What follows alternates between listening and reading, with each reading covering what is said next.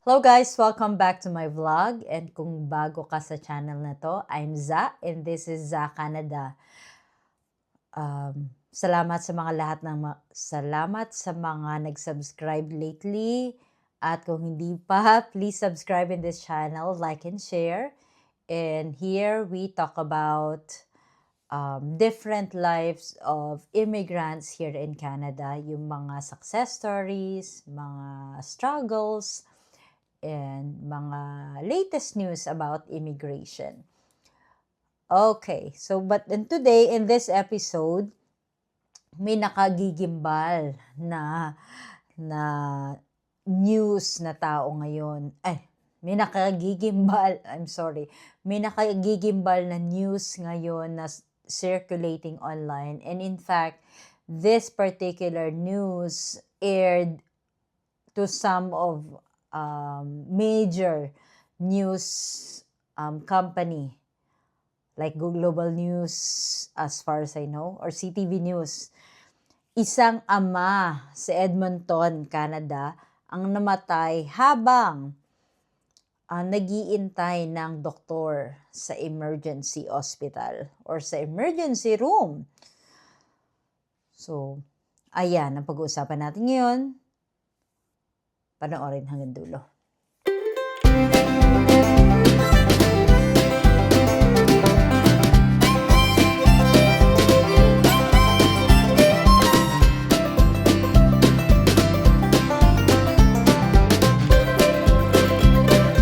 Guys, ito nga yung story. Yung pangalan niya is Prashant Sri Kumar, isang 44 years old na father ng 3 kids. Ayon sa report, nag-workout siya one day, bigla siyang nag-feel or nakaramdam ng chest pain. Tapos, sinundo siya ng isang client at dinala sa Grey Nuns Hospital sa Edmonton. Pagdating niya, syempre, in emergency room, normally, you'll go under the triage. Yung triage, di ba, yung parang papapirmahin ka ng mga medical history mo. Have you been experiencing this and that? Tapos kukuhanan ka ng blood pressure and then pag-iintayin ka.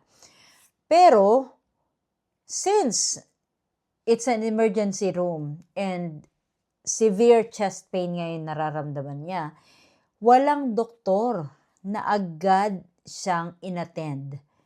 And it's not just 1 or 2 hours, not 3 hours, but 8 hours. Well, according to the report, sabi ng father niya is 15 out of 10 yung nararamdaman niyang chest pain. So imagine the severity of that incident or that pain yung nararamdaman niya. Tapos, ang ginawa lang daw is nagkaroon ng ECG and they said that everything is normal. Hindi naman, parang sinabihan siya na it is still under control at binigyan siya ng Tylenol. So, Tylenol is an ibuprofen dito sa Canada. So, parang siya, parang all-around medicine siya dito sa parang aspirin ba or parang paracetamol. Yan, parang biogesic. Ayan pala, 'di ba?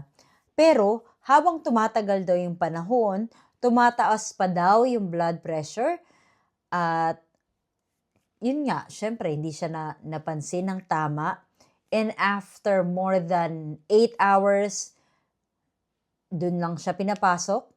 And then right after, maybe after a few minutes, sumakit ng dibdib.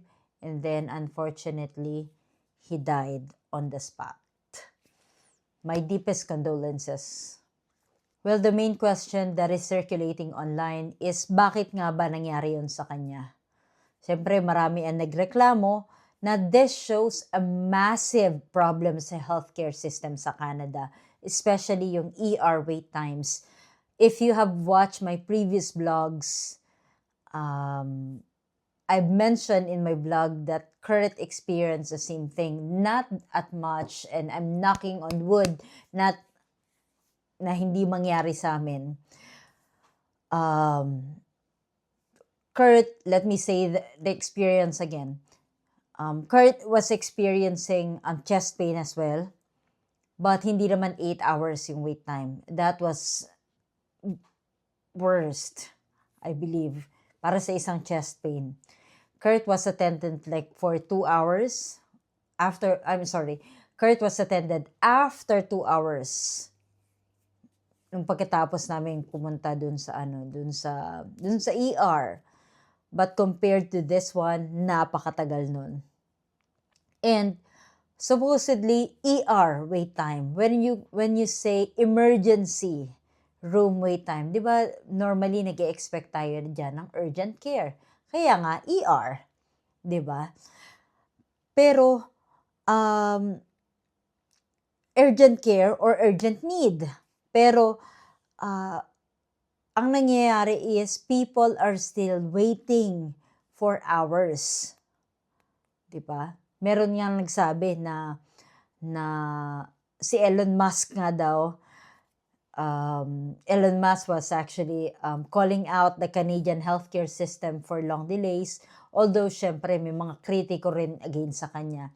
And we all know the reason why, kung bakit nagkakaroon ng healthcare delays.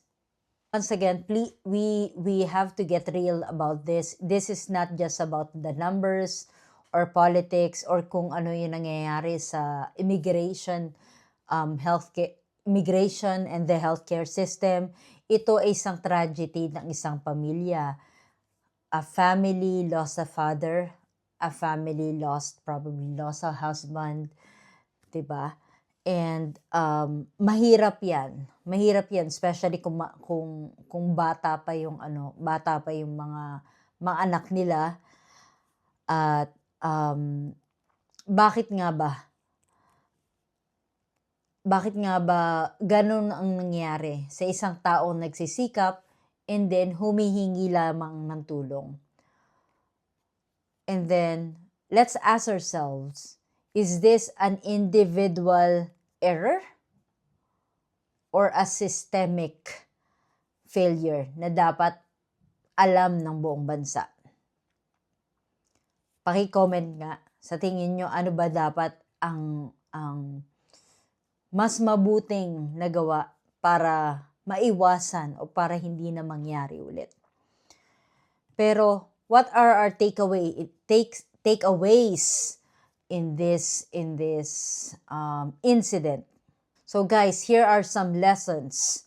Kung may severe pain na kayo, i-insist nyo yung urgency. Okay? You have to insist. Like in 1 to 2 hours, you have to make sure that you have to call out the nurse. Nurse, I can't take the pain anymore. You have to attend to me as soon as possible, no matter what. Diba? Know your rights sa hospital emergency room. Okay? Know your rights. So make sure that if you are really experiencing pain that is really beyond what you can take, then I'm sure that somebody can attend to you, hopefully. Diba? At dapat yung system mismo, syempre, kailangan may better triage para hindi na ganito mangyari ulit. Diba? Definitely, all of us would like to have a better healthcare system, hindi lang para sa kanila o para sa'yo, kundi para sa lahat ng tao. And thank you so much for watching until the end of this video.